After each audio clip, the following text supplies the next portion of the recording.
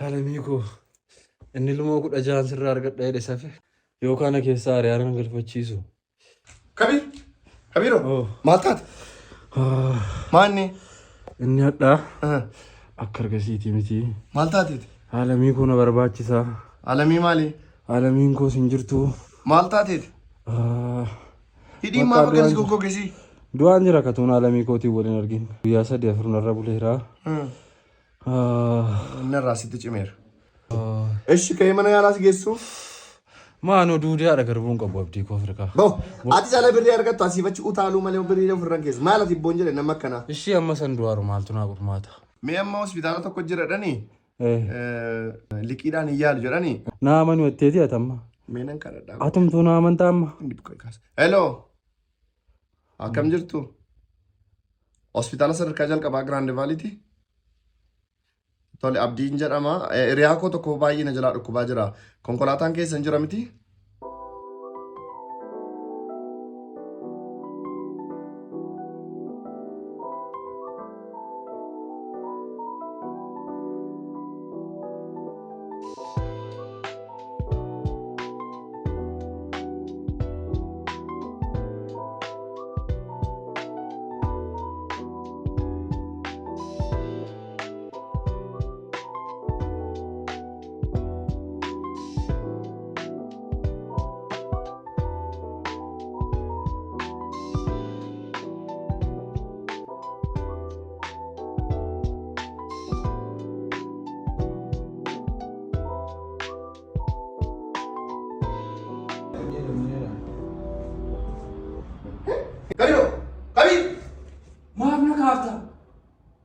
Jenneta keessaa nama makaasaa rabbeetii. Fayyitee baga fayyitee po maasha Allah. Amma sin turtamoo hin baatan hojii. Annan ba'aa jira. Ati takka ciisii mee waan argee akkanitti keessummeeffame kana taa'ee ilaalu.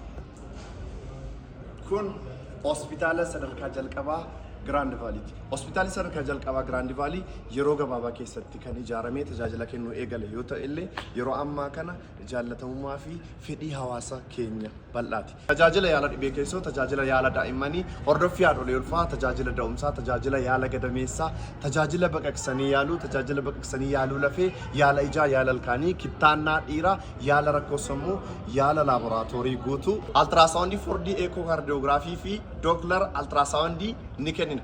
Kana malees hospitaala kana keessatti haakimoota, dooktaroota qaqqaxalee afaan keessaniin akka mana haadha keessanii jirtanitti isin tajaajilu. Kana malees hospitaalli sadarkaa jalqabaa Giraand Vaalii kun namoota dhukkubsatanii waan itti yaalaman dhabaniif tajaajila yaala liqaanii taasisu. Tajaajila yaalaa kana kan taasisan nama dhuunfaarraa kaasee dhaabbata mootummaa fi miti mootummaadhaan wabii garaagaraa qabuudhaan kan kennanidha. Kana malees ispeeshaalii wanti adda taasisu namoota biyya kanaaf shoora olaanaa taphatan, namoota biyya kanaaf waan gaarii dalagan tajaajila bifa adda ta'een kennuudhaaf of qopheessanii jiru, kennuurratti argamu.